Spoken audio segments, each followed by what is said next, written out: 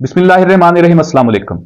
नाजरीन, कल से सोशल मीडिया के ऊपर एक अजीब बहस चल रही है जिसमें कहा जा रहा है कि शायद कौमी असम्बली के अंदर एक करारदाद पेश की गई और ये करारदाद फ़लस्तीन के जो मजलूम हैं इस वक्त जिनके ऊपर जुल्म जारी है उसके हवाले से यह करारदाद पेश की गई और पाकिस्तान तहरीक इंसाफ के जो वहां पर 91 जो मेंबर नेशनल असम्बली हैं उन्होंने इसकी जो है वो हमायत नहीं की बल्कि इसके खिलाफ वोट दिया। ये एक सोशल मीडिया के ऊपर बहस जारी है, बहुत सारे दोस्तों ने भी पूछा इस हवाले से। मैंने भी कई जगह के ऊपर ग्रुप्स में व्हाट्सएप स्टेटस के ऊपर भी मैंने पढ़ा। तो इसके ऊपर कुछ हकायक जो है वो मैं आपके सामने रखना चाहता हूँ। नाज़रीन, ये जो बहस है ये बिल्कुल एक इलॉजिकल बहस है, इस तरह की कोई बात वहां पर नहीं हुई।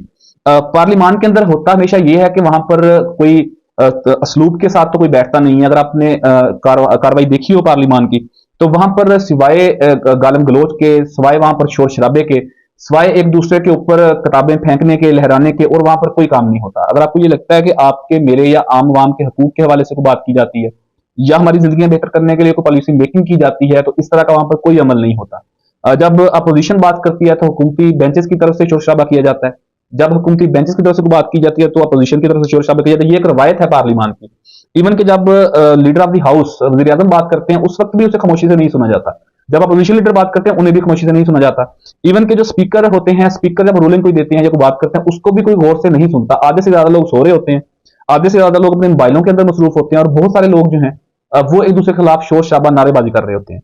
हुआ ये कि परसों जब ये करारदाद जो है ये पाकिस्तान पीपल्स पार्टी की रुकन कौमी असम्बली शाजिया मरी साहबा ने ये करारदाद पेश की तो इसके ऊपर जब स्पीकर ने पूछा कि कौन कौन इसके हक के अंदर है तो तमाम हुकूमती जो बेंचेस थे वहां से यस की आवाज आई। जब उन्होंने अपोजिशन की तरफ देखा और उनसे पूछा तो वहां से नो की आवाज आई ना। तो बुनियादी तौर के ऊपर उन्होंने सुना ही नहीं था कि स्पीकर ने बेसिकली कहा क्या है, ये करारदाद टेबल क्या की गई है। जब उन्होंने स्पीकर कौमी असम्बली एजाज सादिक साहब ने जब दोबारा से उन्हें ये क्लियर किया कि आप फलस्तीन के लोगों के लिए नो कह रहे हैं तो फिर इसके ऊपर उनकी तरफ से यस की कॉल देगी और ये जो करारदाद थी ये पार्लियामान से अक्सरियती राय से मंजूर की गई। वहां पर जितने अरकान उस वक्त मौजूद थे तमाम लोगों ने इसकी हिमायत की, किसी ने भी इसकी मुखालफत नहीं की। अगर आप हकायक देखें तो पाकिस्तान के अंदर कोई भी कश्मीर के लिए या फलस्तीन के लिए कोई मजहबी जमात हो, सियासी जमात हो, कोई भी उसके खिलाफ बात नहीं कर सकता। क्योंकि हम अमली तौर पर तो कुछ नहीं कर सकते लेकिन जबानी तौर पर हम इनके साथ हैं, इस मजलूमियत के साथ हैं और वहां पर जो जुल्म हो रहा है उसके हम खिलाफ हैं।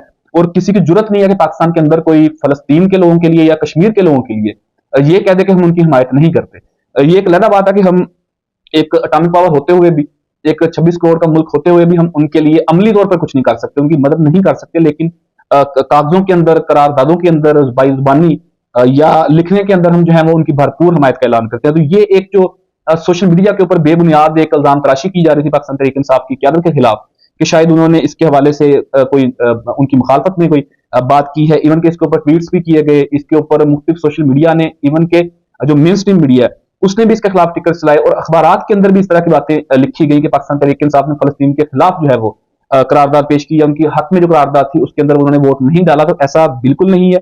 वो तमाम तर जो करारदाद थी वो अक्सरियत राय से मंजूर की गई है और आप ये तमाम तर चीजें कौमी असम्बली के रिकॉर्ड के ऊपर मौजूद है, आप निकलवा कर देख लेते हैं, देख सकते हैं। तो गुजारिश आपसे सिर्फ इतनी है कि जब भी कोई इस तरह की बात सामने आती है तो बजाय सोशल मीडिया की बातों के ऊपर यकीन करने के उसकी थोड़ी सी तहकीक करने की कोशिश किया करें, उसे ऑथेंटिसिटी से देखा करें, उन्हें कुछ ऐसे जराये से कंफर्म किया करें कि जहां से आपको उसके मुतालिक क्लियर खबर मिल सके। तो ये एक जो हैजान की कैफियत पैदा की गई है गुज़िश्ता एक रोज से कि जी इस तरह का मामला हो गया, तो ऐसा बिल्कुल नहीं हुआ। आपसे गुजारिश है कि कोई भी खबर आप सोशल मीडिया के ऊपर देखते हैं, अब बजाय उसके ऊपर कान भरने के आप उसकी पहले तहकीक करें, उसके बारे में कंफर्मेशन लें, फिर उसके ऊपर अपना कोई जो है वो पॉइंट ऑफ व्यू दिया करें। ये थी इस हवाले से तमाम तर वो हकायक जो मैंने आपके सामने रखने की कोशिश की है। इसके साथ ही अपने मेजबान ज़ीशान नूर को इजाजत दीजिए। अल्लाह।